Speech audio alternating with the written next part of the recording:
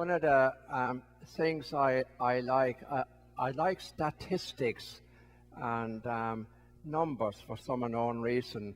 We all have our idiosyncrasies, and that's one of mine.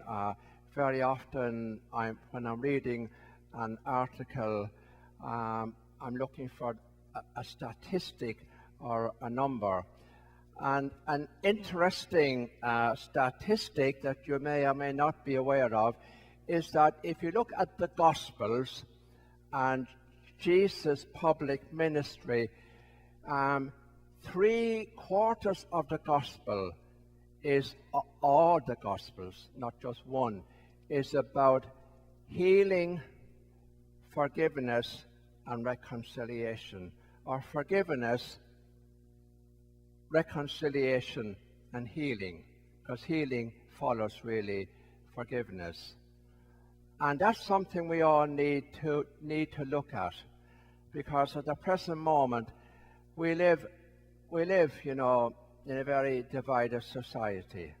Now you might ask, and it begs the question really, why did Jesus spend so much time on this particular topic, healing or forgiveness, reconciliation, and healing?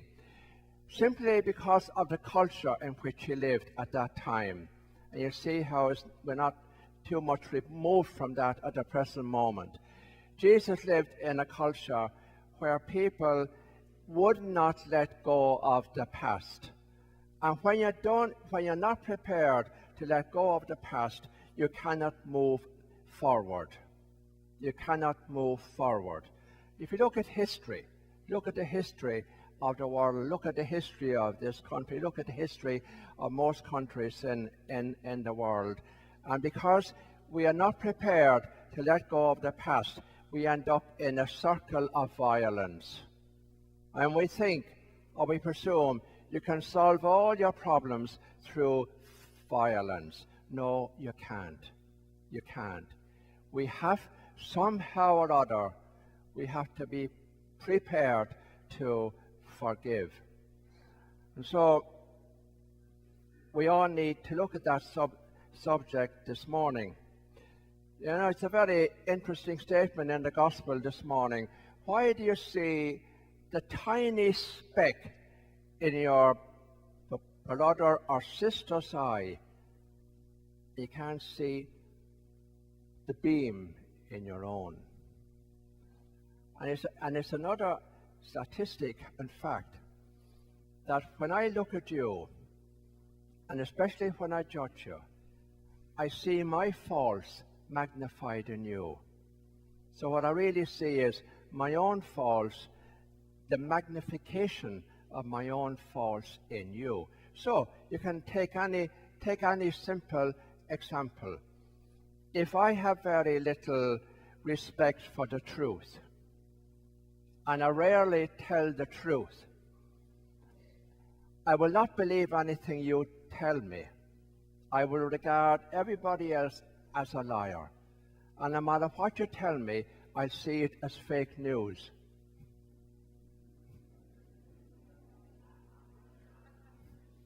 You don't have to look far to prove that. If you have no concept of the truth, that's how you are. Another good example is, if I'm a cheapskate and I'm mean, I'm going to see everybody else as greedy and mean. It's human nature. Now, you may not accept that immediately, but think about it. It's a great way of looking at yourself.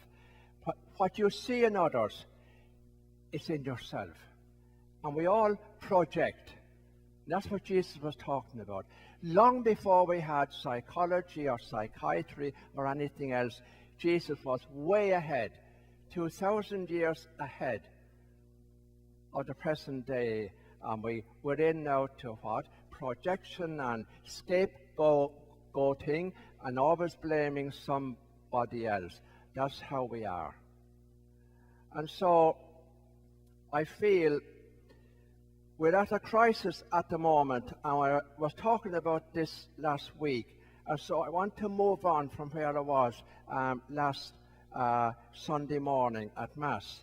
And that's one of the advantages of having a regular Mass, so to speak, that you can carry over or carry on from the week before.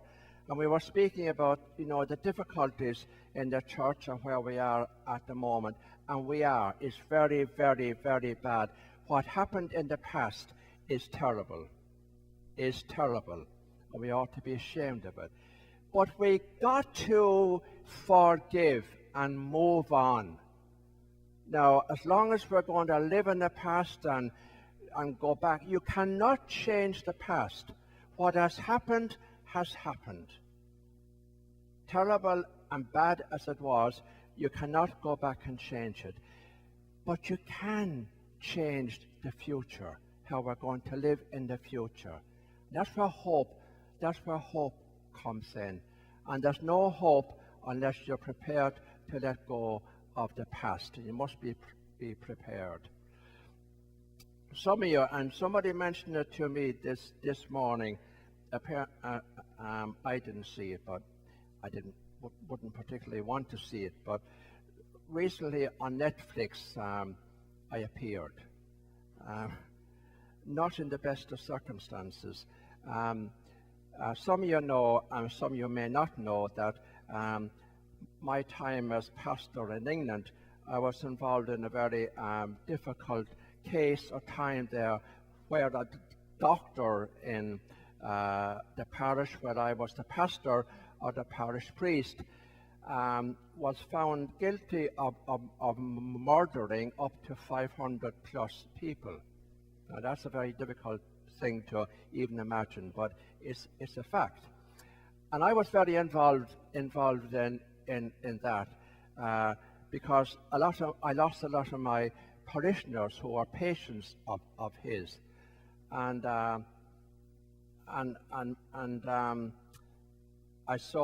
was interviewed on television. I was involved in programs on radio and so on, and I was every day for best part of 2 years. There would be a journalist at the door. What do you think was the one question that every single journalist asked me? One question.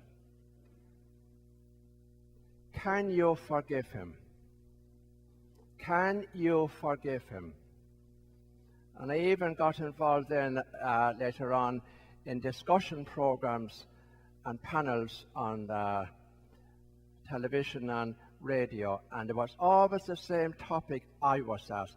Can you forgive him? Well, I had to. If I'm a true follower of Christ, I had to. When Jesus was being crucified and nailed to the cross, he could have held back. He could have resented it and showed lack of forgiveness. What did he do? Forgive them, for they know not what they do. So how did I bring myself around to somehow forgive that man? Well, you have to be sick, and very sick, and to do what he did. You have to be sick, and very sick, to do what some of our confreres did in the Catholic Church. And so you have to, whilst not condoning what they did, not for 1 second, I'm not condoning what any priest or bishop or cardinal has done to our church in the past. I'm not condoning it. But we have to move on. Same way I had to move on and begin to build up that parish again. I was there after that event. I was there for another 15 years. And I had a lot of building up to do, a lot of healing. And I had to have many serious conversations with a lot of people who had lost a mother or a grandmother. He mostly killed women for some unknown reason. I had to kind of sit down and talk through the whole thing and go through a whole healing process. And also, it affected me very badly. I ended up having a triple bypass because of the stress and the tension and so on. And so I had to forgive him for that. And so a lot of things happened. And so I had to move on. And that's what we have to do in the church.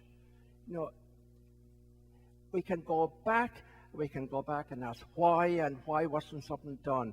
Okay, you have a right to do that. But now we got to move on and rebuild and do healing. It's time now to begin the healing process. That's how I feel. And all in my life, I had to do a lot of healing. I had to heal a lot of hurts and memories. And there are people here at Mass this morning who maybe were victims of that abuse. You need a lot of healing. And the biggest part of that healing is forgiveness.